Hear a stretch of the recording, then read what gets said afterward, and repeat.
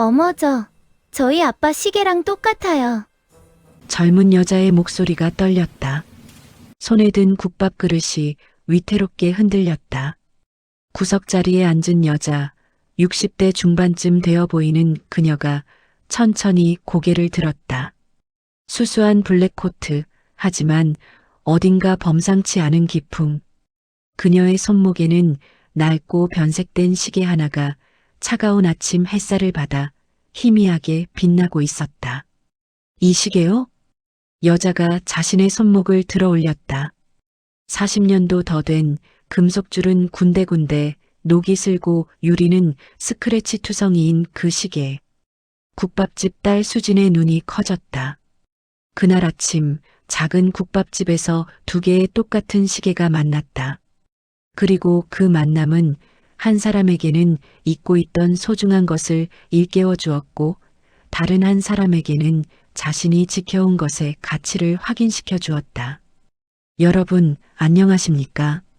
잠시 편안하게 앉으셔서 제 질문 하나만 들어주시겠습니까? 혹시 젊었을 때 처음으로 당신의 돈으로 사셨던 물건 중에 지금도 간직하고 계신 게 있으신가요? 시계 한 개일 수도 있고요. 만년필 한 자루 혹은 가죽 지갑 하나일 수도 있습니다. 어쩌면 낡은 가방이거나 작은 액세서리일 수도 있겠죠. 지금 보면 참 보잘것없어 보이는 물건들입니다. 유행도 한참 지났고 어디 흠집도 나 있고 색도 바랬을 겁니다.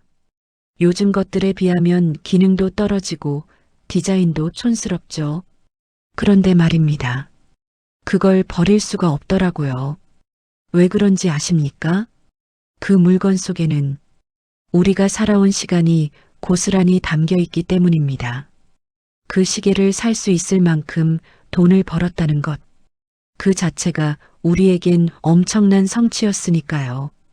그때 그 설렘, 그때 그 자부심, 그때 그 다짐들이 모두 그 안에 새겨져 있으니까요. 저는 오늘 여러분께 한 낡은 시계에 얽힌 이야기를 들려드리려 합니다. 이건 단순히 우연한 만남의 이야기가 아닙니다. 이건 겉으로 보이는 것이 전부가 아니라는 것, 그리고 우리 인생에서 정말 소중한 게 무엇인지를 다시 한번 생각하게 만드는 그런 이야기입니다. 혹시 오늘 하루 조금 지치셨나요? 혹시 나는 별거 이루지 못한 것 같아 마음이 무거우신가요? 그렇다면 이 이야기가 여러분께 작은 위로가 되었으면 합니다. 자, 그럼 시작하겠습니다. 내 이름은 김영철. 올해 62입니다. 서울 변두리 지하철역에서 걸어서 10분쯤 떨어진 골목에서 할매국밥이라는 작은 가게를 운영하고 있습니다. 거창한 건 없습니다. 그냥 22평짜리 작은 국밥집이죠. 테이블 8개, 손님이 많이 오시면 30명쯤 앉을 수 있는 그런 가게입니다. 이 가게를 연 지도 벌써 20년이 넘었네요. 아내가 살아있을 때는 둘이서 했었고, 아내가 먼저 떠나고 난 뒤로는 딸 수진이가 저를 도와주고 있습니다. 수진이는 제 외동딸입니다. 올해 32. 대학도 나왔는데 제 곁에서 이 작은 가게를 함께 지켜주고 있죠. 사실 이게 늘 미안합니다. 딸아이가 더 좋은 곳에서 더 나은 대우를 받으면서 일할 수 있을 텐데 아버지 때문에 이 좁은 주방에서 새벽부터 밤까지 고생하고 있으니까요. 아빠, 저 여기 좋아요. 수진이는 늘 이렇게 말합니다. 손님들이 맛있게 드시는 거 보면 뿌듯하잖아요. 그리고 아빠 혼자 두면 제가 불안해서 어떻게 일을 해요. 이런 말을 들을 때면 가슴이 뭉클해집니다. 이 아이를 제대로 키워낸 건지 아니면 제 이기심으로 아이의 날개를 꺾어버린 건지 그런 생각에 밤잠을 설칠 때도 있습니다. 하지만 오늘 아침 그 생각이 조금 달라졌습니다. 우리 가게에 특별한 손님 한 분이 오시면서 제게도 수진이에게도 뭔가 큰 깨달음을 주셨거든요. 그분과 저는 우연히 아주 우연히 같은 시계를 차고 있었습니다. 겉보기엔 그저 낡은 시계 두 개였지만 그 시계 안에 담긴 의미는 참으로 특별했습니다. 매일 아침 4시 반, 알람이 울리기도 전에 눈이 떠집니다. 이제는 몸이 알아서 깨는 거죠. 예순이 넘으니까 잠도 옛날 같지 않습니다. 침대에서 일어나 앉으면 무릎이 뻐근합니다. 하고 작은 신음이 새어나오죠.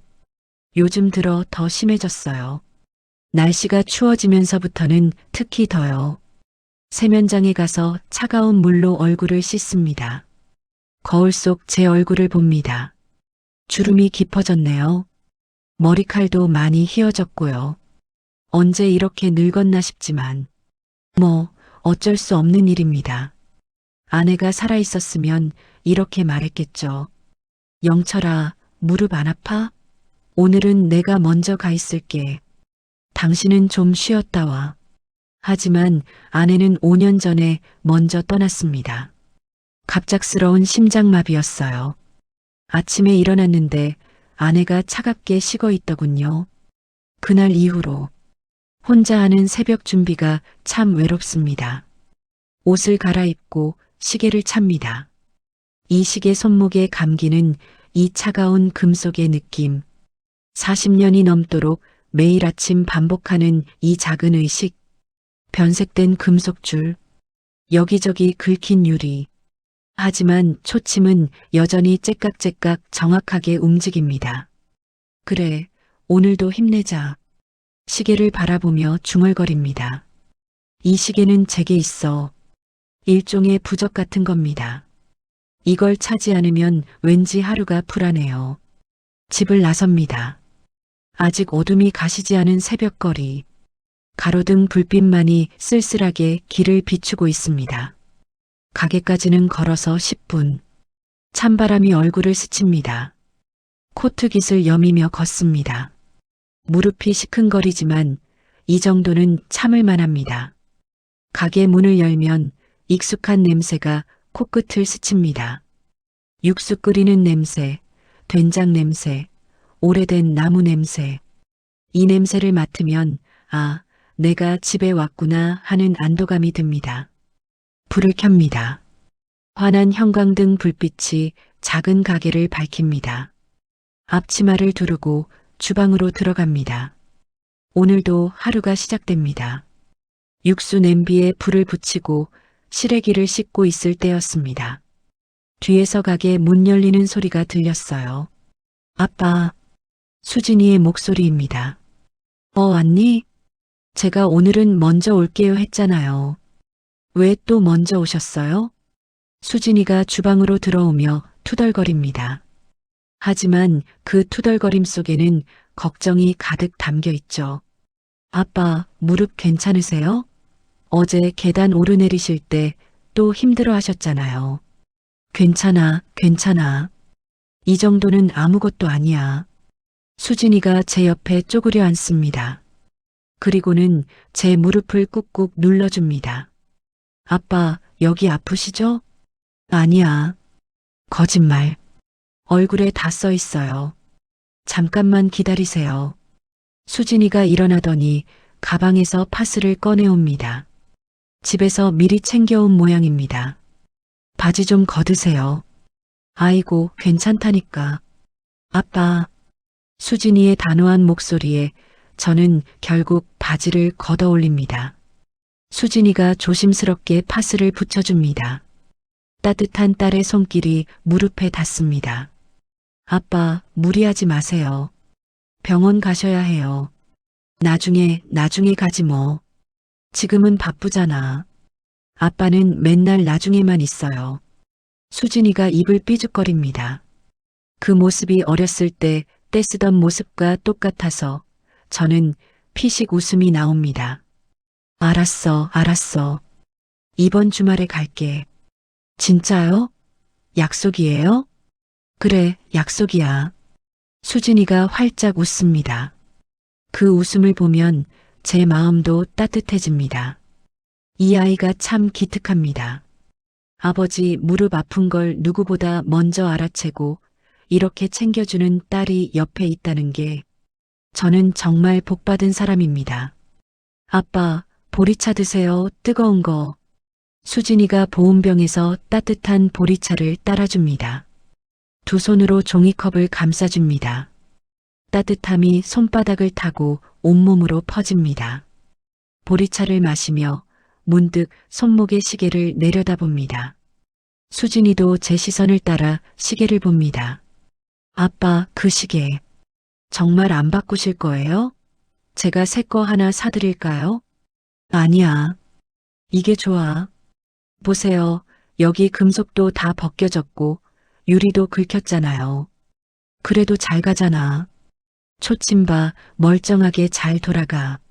수진이가 한숨을 쉽니다. 이런 대화는 벌써 수십 번도 더 한 것 같습니다. 아빠는 왜 그렇게 그 시계를 안 버리세요? 저는 잠시 말없이 시계를 바라봅니다.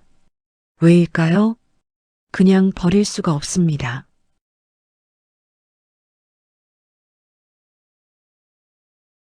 수진아. 네. 이 시계 사던 날 내가 23이었어. 네.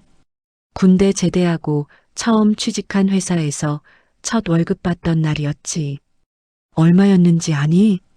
13만 원이었죠. 들은 지 100번도 넘었어요. 수진이가 웃으며 말합니다. 하지만 저는 진지합니다. 그날 밤을 못 잤어. 월급 봉투를 베개 밑에 넣어두고 1시간마다 깨서 확인했지. 진짜 돈이 맞나 하고 시계를 쓰다듬습니다. 차가운 금속의 감촉. 어머니가 편찮으셨어. 병원비가 필요했고 동생들 학비도 내야 했고 그런데 나는 목소리가 조금 떨립니다. 그런데 나는 이기적이게도 이 시계가 너무 갖고 싶었어. 백화점 앞을 지나다가 쇼윈도에 있는 걸 봤거든. 4, 5천 원짜리. 아빠, 3개월을 망설였어. 매일 퇴근길에 그 앞을 지나가면서 봤지. 그러다가 넉 달째 월급을 받고 결국 샀어. 그날의 기억이 생생합니다. 떨리는 손으로 돈을 내고 시계를 손목에 차던 그 순간 점원이 물었죠. 선물이세요? 아니요, 제가 찰 겁니다. 아, 첫 월급이신가 봐요. 축하드려요. 시계를 찬 채 백화점을 나섰습니다. 유리창에 비친 제 모습을 봤어요. 시계를 찬 손목이 어쩐지 멋있어 보였습니다. 나도 이제 돈을 버는 사람이구나. 나도 이제 어엿한 어른이구나. 그런 생각이 들었습니다. 집에 가는 지하철 안에서 계속 손목을 쳐다봤어요. 시계가 빛나 보였습니다. 세상에서 가장 아름다운 물건 같았어요. 집에 와서 어머니한테 혼났지. 할머니가요? 응. 이 돈으로 약을 사야지. 동생들 책을 사줘야지. 그런데 내 시계를 사? 하시면서 많이 서운해 하셨어. 수진이가 제 손을 꼭 잡아줍니다. 하지만 어머니는 돌아가시기 전에 나한테 말씀하셨어. 목이 메입니다. 영철아, 내가 시계 찬 거 보고 엄마는 마음이 놓이더라. 아, 우리 아들이 이제 정말 어른이 됐구나. 이제는 혼자서도 잘 살 수 있겠구나 싶어서 엄마는 오히려 고마웠어. 눈가가 뜨거워집니다. 그래서 이 시계는 나한테 특별한 거야. 내가 어른이 됐다는 증거, 내가 혼자 설 수 있다는 증명, 그리고 어머니의 마지막 축복. 수진이의 눈에도 눈물이 고입니다. 그러니까 수진아, 새 시계 같은 건 필요 없어. 이 시계면 충분해. 제 손목의 시계는 여전히 째깍째깍 쉬지 않고 시간을 새기고 있습니다. 40년 전 그날부터 단 하루도 빠짐없이 제 인생을 지켜본 증인입니다. 새벽 5시 가게 문을 엽니다. 할매국밥 영업 시작합니다. 수진이가 밝은 목소리로 외칩니다. 저는 주방에서 육수 냄비를 저으며 미소를 짓습니다. 저 목소리를 들으면 힘이 납니다. 첫 손님은 택시 기사님이었습니다. 사장님, 오늘도 소머리 국밥 하나요? 네, 금방 나갑니다. 뜨거운 국밥을 끓이며 생각합니다. 이 일을 20년 넘게 했는데 여전히 손님이 오시면 긴장됩니다. 맛있게 드셨으면 좋겠고, 만족하셨으면 좋겠고, 그런 마음이죠. 손님들이 하나둘 들어오십니다. 공사장에서 일하시는 분들, 새벽 출근하시는 직장인들, 밤새 일하고 퇴근하시는 분들, 모두들 피곤한 얼굴이지만 뜨거운 국밥 한 그릇 앞에서는 표정이 풀어집니다. 사장님, 역시 여기 국밥이 최고예요. 아이고, 감사합니다. 이런 말 한마디가 제게는 큰 보람입니다. 거창한 성공이나 명예 같은 건 제게 없지만 이렇게 손님들이 따뜻한 한 끼를 드시고 힘을 얻으시는 걸 보면 제 일이 가치 있다는 생각이 듭니다.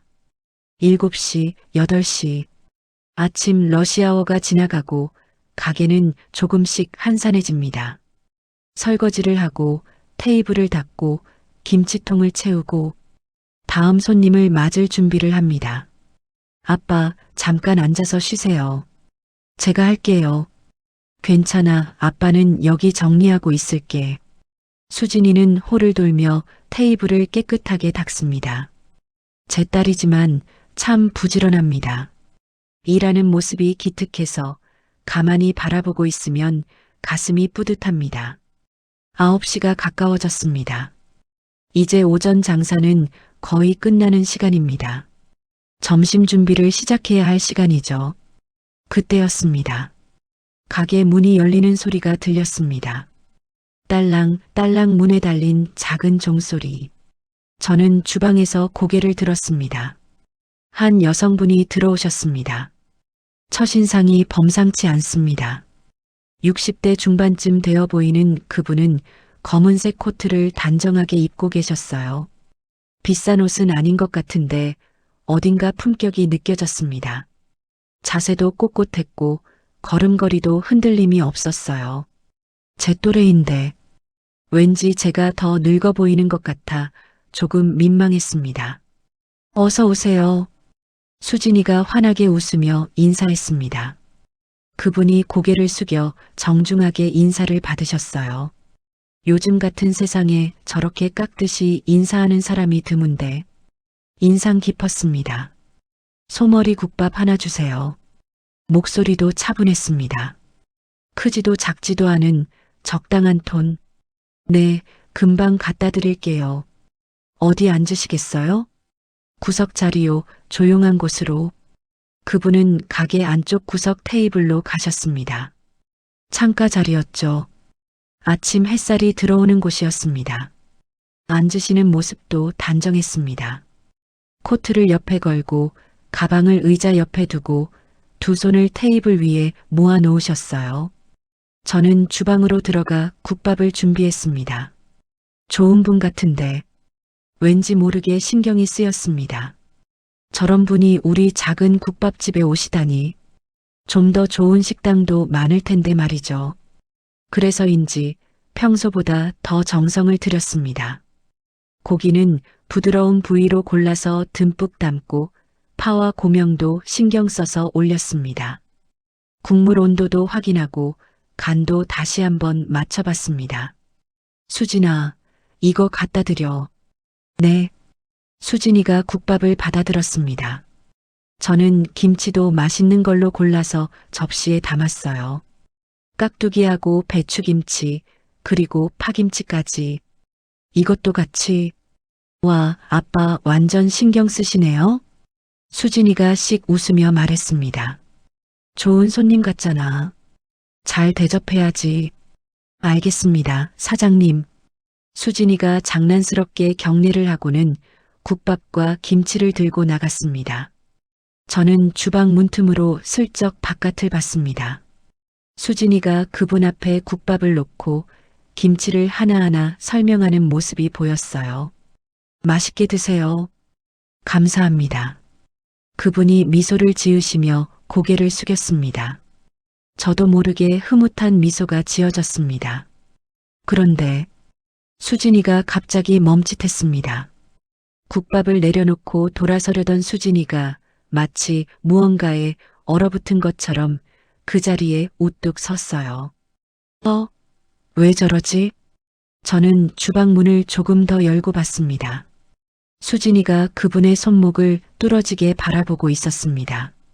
정확히는 그분의 시계를, 그 시계, 저도 봤습니다. 주방에서도 햇빛에 반사돼 반짝이는 그 금속줄이 보였어요. 낡은 시계였습니다. 금속줄은 변색되어 있고 유리는 여기저기 스크래치가 나 있었습니다. 그런데 심장이 쿵 하고 내려앉았습니다. 저는 무의식적으로 제 손목을 내려다봤습니다. 제 시계, 그리고 저분의 시계, 똑같았습니다. 아니, 똑같다는 표현으로는 부족합니다.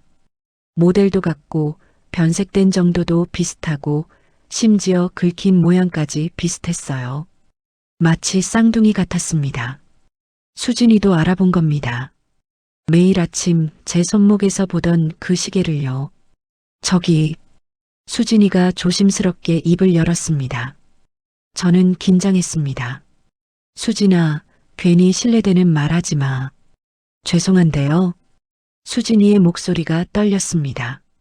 그분이 수진이를 올려다봤습니다. 부드러운 눈빛이었어요. 네, 말씀하세요.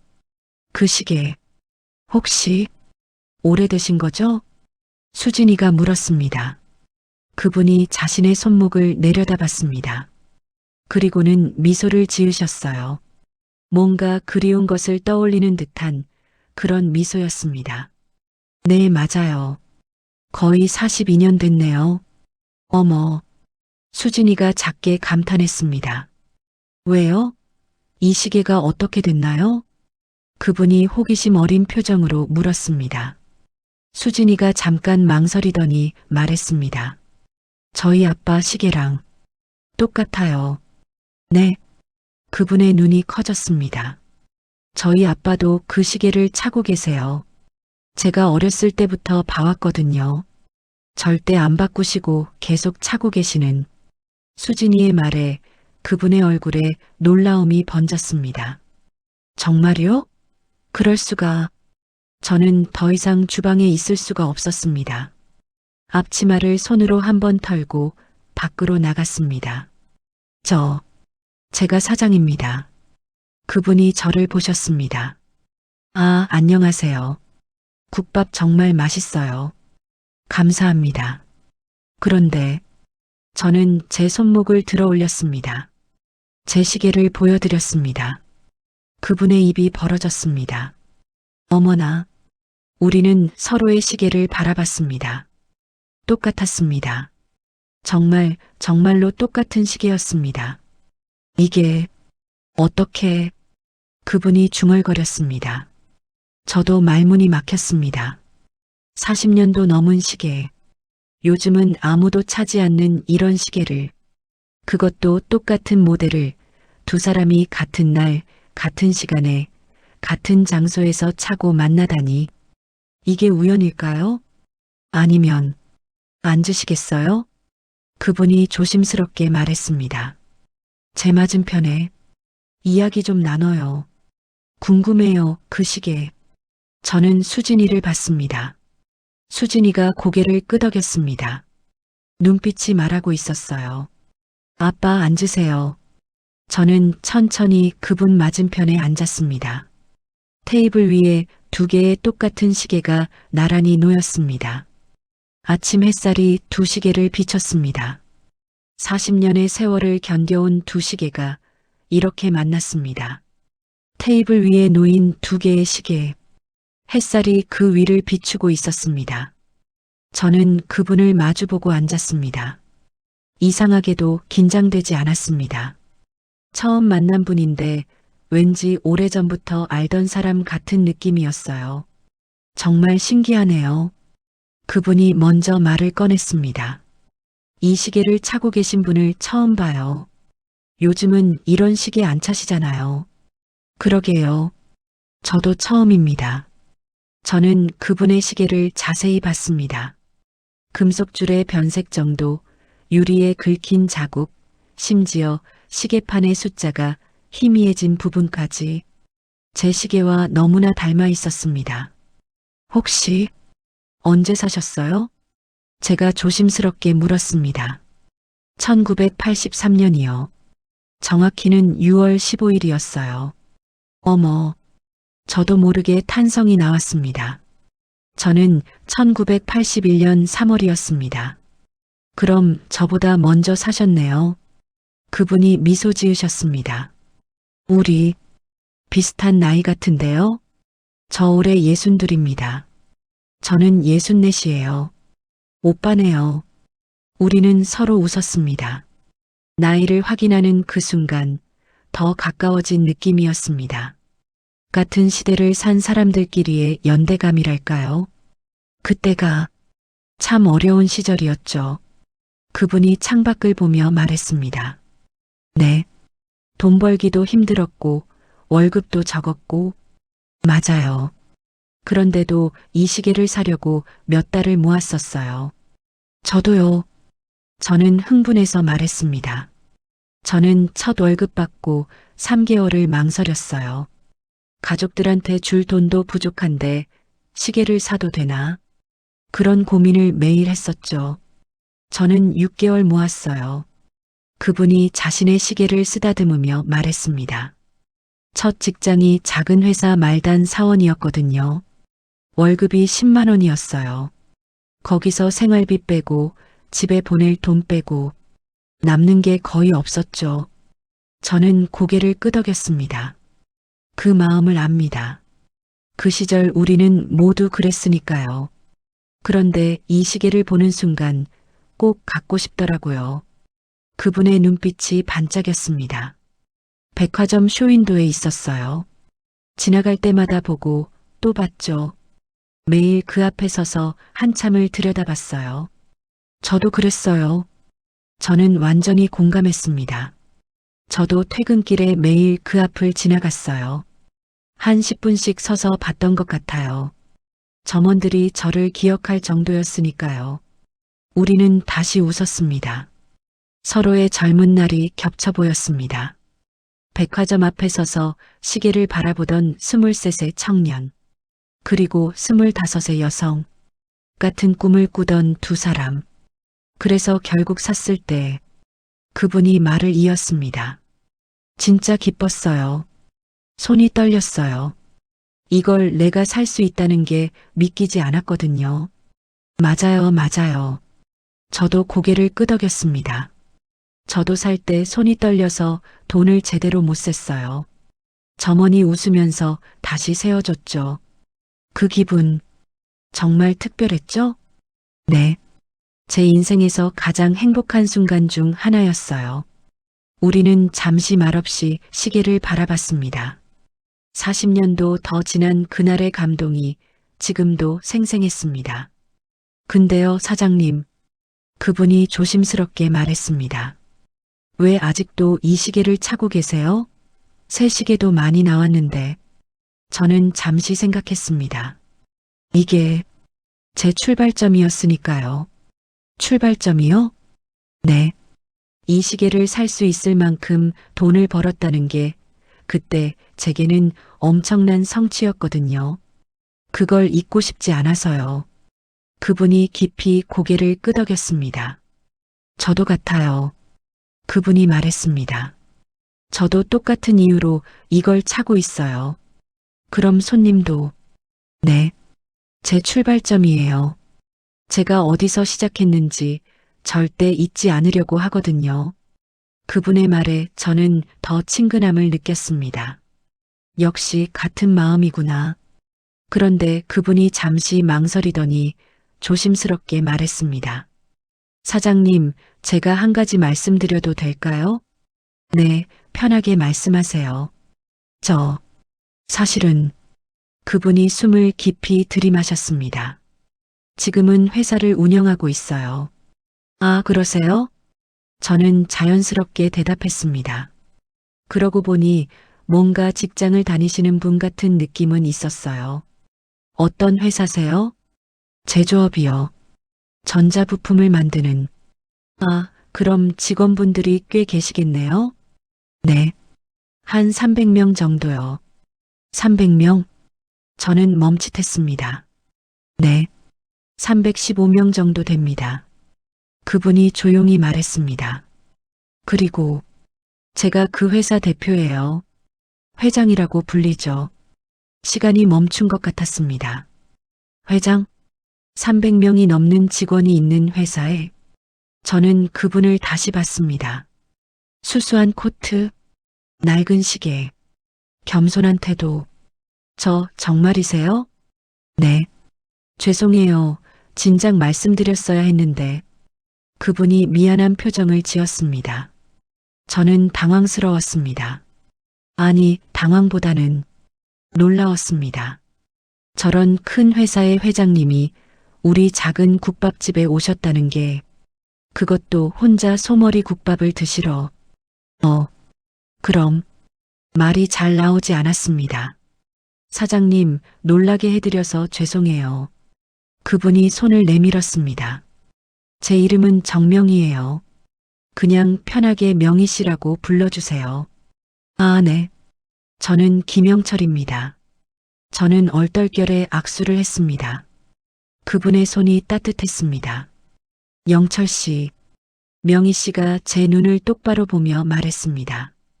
저 때문에 불편해하지 마세요. 저는 그냥 이 국밥이 먹고 싶어서 온 손님이에요. 회장이고 뭐고 다 필요 없어요. 여기서만큼은요. 그 말에 저는 조금 안심이 됐습니다. 근데 명희 씨, 저는 조심스럽게 물었습니다. 그렇게 큰 회사를 운영하시는데 왜 이 낡은 시계를 차고 계세요? 명희 씨가 자신의 시계를 내려다봤습니다. 비싼 시계요? 많이 받았죠. 그분이 쓸쓸하게 웃었습니다. 거래처에서 선물로 주는 명품 시계들, 집에 10개도 넘게 있어요. 한 번도 안 차본 것들이요. 왜요? 차갑거든요. 차갑다고요? 네. 그 시계들은 화려하고 비싸지만 이 시계처럼 따뜻하지가 않아요. 명희 씨가 자신의 시계를 쓰다듬었습니다. 이 시계에는 제 이야기가 담겨 있잖아요. 제가 얼마나 힘들게 이걸 샀는지, 이걸 차고 얼마나 뿌듯해했는지, 그 모든 기억이 여기 있어요. 저는 고개를 끄덕였습니다. 그런데 명품 시계는요, 그냥 비싸다는 것 외에는 아무 의미가 없어요. 남들한테 보여주기 위한 거죠. 제게는 아무 의미가 없어요. 그 마음 압니다. 제가 말했습니다. 제 딸도 자꾸 새 시계 사주겠다고 하는데 전 이게 좋아요. 이 시계가 제 인생을 다 지켜봤거든요. 맞아요. 명희 씨의 눈이 반짝였습니다. 제 결혼식 날도, 첫 계약 성공했을 때도, 회사 세웠을 때도 이 시계가 다 함께 했어요. 저도요. 딸 낳던 날, 가게 오픈하던 날, 아내 보내던 날, 전부 이 시계하고 함께였어요. 우리는 서로를 바라봤습니다. 회장이고 뭐고 중요하지 않았습니다. 우리는 그냥 같은 시계를 차고 같은 마음을 가진 사람들이었습니다. 영철 씨, 명희 씨가 진지하게 말했습니다. 저는 회사를 키우면서 많은 걸 얻었어요. 돈도 명예도 지위도. 사람들이 저를 존경한다고 하고 성공했다고 하죠. 대단하시네요. 아니에요. 명희 씨가 고개를 저었습니다. 그 과정에서 잃은 것도 많아요. 특히 그분의 목소리가 조금 떨렸습니다. 가족들과의 시간, 그걸 많이 잃었어요. 저는 가만히 들었습니다. 아이들이 어렸을 때 저는 항상 회사에 있었어요. 밤늦게 들어가고 새벽 일찍 나오고 아이들 학교 행사도 한 번도 못 갔어요. 명희 씨의 눈가가 붉어졌습니다. 지금은 아이들이 다 외국에 있어요. 1년에 한두 번 보는 게 전부예요. 명절에도 못 와요. 너무 바쁘다고. 그건 부러워요, 영철 씨. 명희 씨가 수진이를 바라봤습니다. 수진이는 저 멀리서 테이블을 닦고 있었어요. 저렇게 딸이 옆에서 함께 일하고 매일 얼굴 보고 함께 밥 먹고 그게 얼마나 큰 행복인지 아세요? 저는 숨이 막혔습니다. 저는 그걸 잃었어요. 성공하면서요. 명희 씨가 제 눈을 똑바로 봤습니다.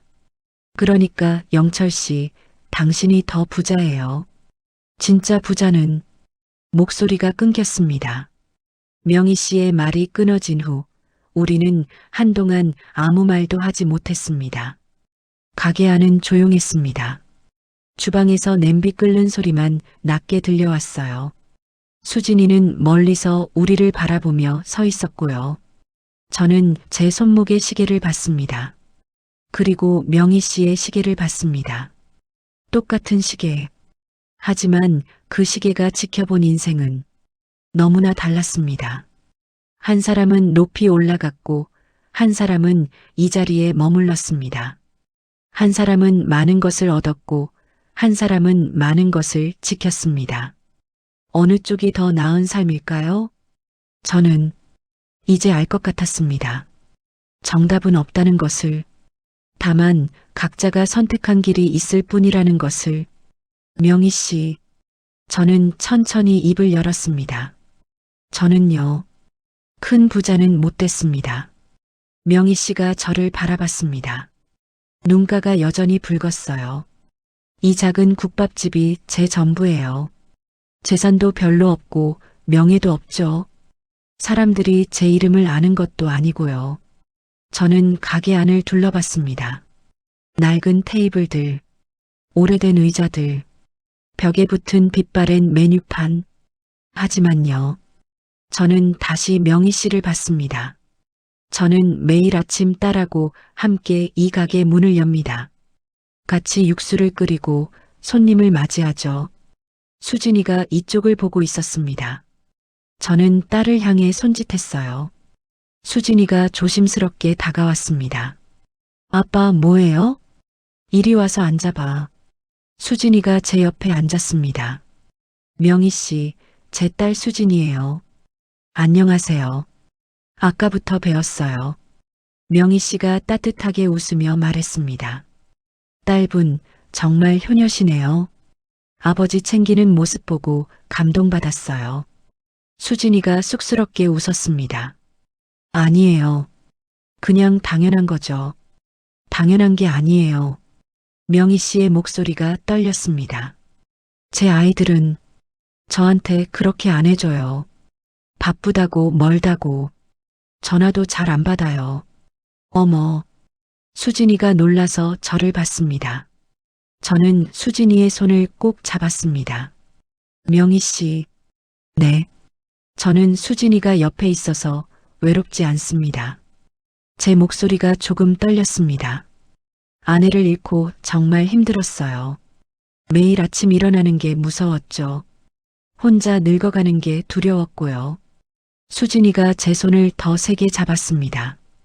그런데 수진이가 있어줬어요.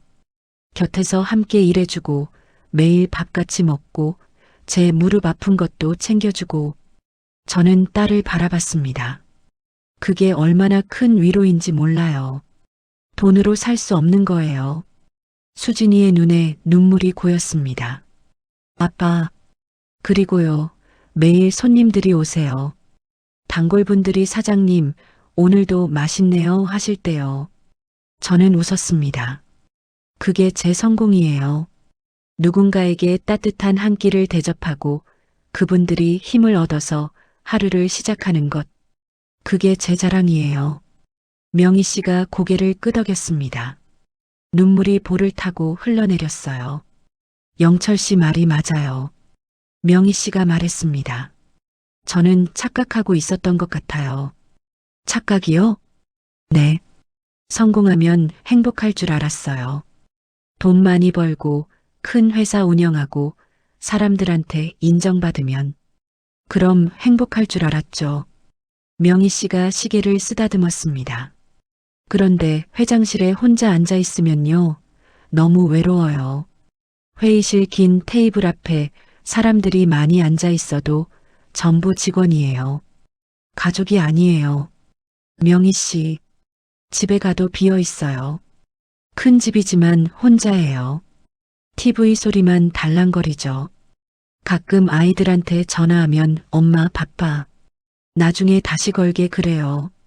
명희 씨가 고개를 떨구었습니다.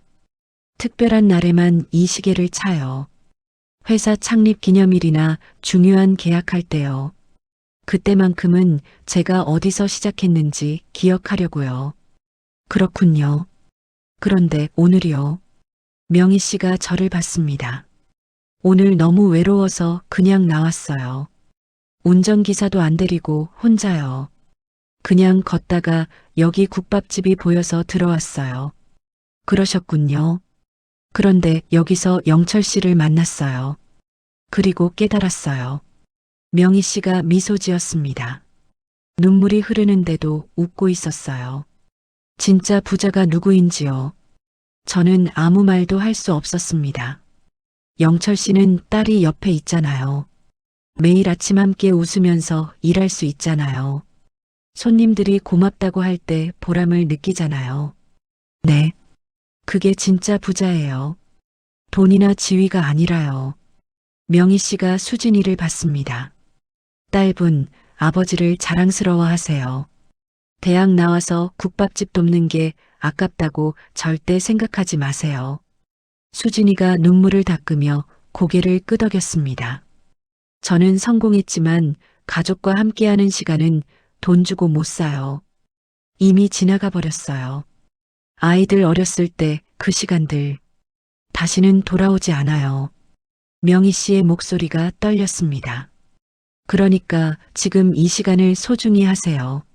아버지와 함께하는 이 시간이 얼마나 귀한 건지 나중에야 알게 될 거예요. 수진이가 제 팔을 꼭 안았습니다. 명희 씨, 고맙습니다. 제가 말했습니다. 저도 늘 수진이한테 미안했거든요. 더 좋은 데서 일할 수 있는데 나 때문에 여기 있는 것 같아서요. 아빠, 수진이가 소리쳤습니다. 저 진짜 여기 좋아요. 아빠랑 함께 있는 게 제일 좋다고요. 저는 딸을 안아주었습니다. 명희 씨도 우리를 보며 눈물을 닦았습니다. 테이블 위에는 여전히 2개의 시계가 나란히 놓여 있었습니다. 같은 시계. 하지만 그 시계를 찬 2사람의 삶은 서로 다른 방향으로 흘러갔습니다. 그런데 오늘 이렇게 다시 만났습니다. 그리고 우리는 알게 되었습니다. 성공의 의미는 사람마다 다르다는 것을, 중요한 건 무엇을 얻었느냐가 아니라 무엇을 지켰느냐라는 것을. 명희 씨가 자리에서 일어났습니다. 영철 씨, 수진 씨, 오늘 정말 고마웠어요. 아니에요. 저희가 더 감사하죠. 저도 일어나 명희 씨와 마주 섰습니다. 국밥값. 명희 씨가 지갑을 꺼내려 하자 저는 손을 내저었습니다. 안 받습니다. 네. 왜요? 오늘 명희 씨가 저희한테 준 건 돈으로 계산할 수 없는 거예요. 저는 진심으로 말했습니다. 저는 오늘 많은 걸 깨달았어요. 제가 가진 것의 가치를요. 그리고 수진이도. 아까 말 들었죠? 수진이가 고개를 끄덕이며 눈물을 닦았습니다. 우리 부녀가 서로에게 얼마나 소중한 존재인지 다시 한번 느꼈어요. 그 선물을 주셨잖아요. 명희 씨의 눈에 다시 눈물이 고였습니다. 영철 씨, 고마워요. 정말로요. 명희 씨도 고맙습니다. 우리는 악수를 했습니다. 아니, 악수라기보다는 서로의 손을 꼭 잡아주었습니다. 오랜 친구처럼, 같은 시대를 살아온 동지처럼. 또 올게요. 자주 올게요. 명희 씨가 말했습니다. 이 국밥이 정말 맛있어요. 그리고 여기 오면 마음이 따뜻해져요. 회사에서 지치고 외로울 때 다시 올게요. 언제든지 오세요. 환영합니다. 그리고 수진 씨, 명희 씨가 수진이를 꼭 안아주었습니다. 아버지 곁에서 함께하는 시간 절대 후회하지 마세요. 그게 얼마나 귀한 시간인지. 저는 다 지나고 나서야 알았어요. 네, 명심할게요. 수진이가 울먹이며 대답했습니다. 명희 씨가 코트를 입고 가방을 들었습니다. 문으로 걸어가다가 다시 한번 돌아봤습니다. 그리고 자신의 시계를 들어보였습니다. 저도 제 시계를 들어보였습니다. 두 시계가 햇살 속에서 반짝였습니다. 명희 씨가 웃었습니다. 이번에는 눈물 없는 환한 미소였습니다. 영철 씨, 우리 시계. 참 멋지죠? 네, 세상에서 가장 멋진 시계예요. 그럼 또 봬요. 네, 조심히 가세요. 딸랑딸랑. 문 열리는 종소리와 함께 명희 씨가 나갔습니다. 우리는 창문 너머로 그분이 걸어가는 모습을 봤습니다. 바람에 코트 자락이 날렸습니다. 하지만 그분의 걸음은 아까보다 가벼워 보였습니다. 수진이가 제 팔짱을 꼈습니다. 아빠, 응? 저요, 오늘 진짜 많이 느꼈어요. 뭘? 제가 아빠 옆에 있는 게 아빠한테도 좋지만 저한테도 정말 소중한 거였어요. 저도 행복했는데 그걸 잘 몰랐던 것 같아요. 수진이가 제 어깨에 머리를 기댔습니다. 앞으로는 더 열심히 할게요. 그리고 절대 후회 안 할게요. 수진아, 저는 딸의 머리를 쓰다듬어 주었습니다. 아빠가 더 고마워. 내가 있어서 아빠는 정말 행복해.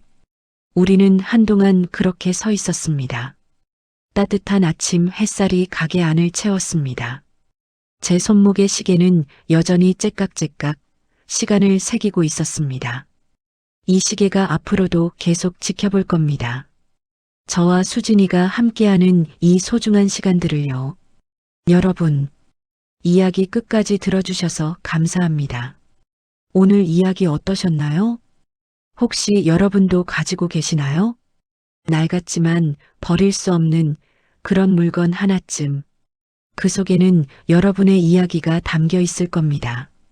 여러분이 걸어온 길, 여러분이 이뤄낸 것들, 여러분의 노력과 땀이요. 성공의 기준은 정말 사람마다 다릅니다.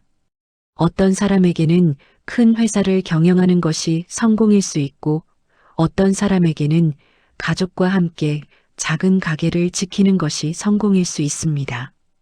중요한 건요, 여러분이 선택한 그 길을 당당하게 걷는 것입니다. 그리고 처음의 마음을 잊지 않는 것이고요. 혹시 오늘 하루가 힘드셨나요?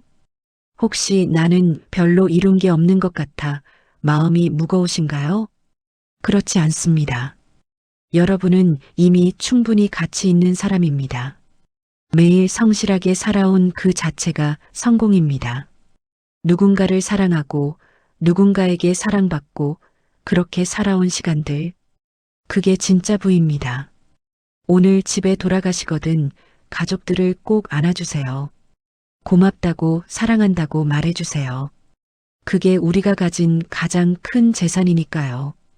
김영철 사장님의 시계처럼, 정명희 회장님의 시계처럼 여러분의 시계도 오늘 하루를 기록하고 있습니다. 그 시간을 소중히 여기세요. 후회 없이 사세요. 건강하시고 행복하세요. 긴 이야기 끝까지 함께 해주셔서 진심으로 감사드립니다. 이런 따뜻한 이야기들이 더 많은 분들께 전해지길 바랍니다. 여러분의 좋아요 하나가 이 이야기를 더 많은 분들께 보여줍니다. 여러분의 구독 하나가 이런 이야기가 계속 만들어지게 합니다. 함께 만들어가는 따뜻한 세상, 여러분이 그 시작입니다. 구독과 좋아요, 알림 설정 부탁드립니다. 다음에 또 좋은 이야기로 찾아뵙겠습니다. 안녕히 계세요.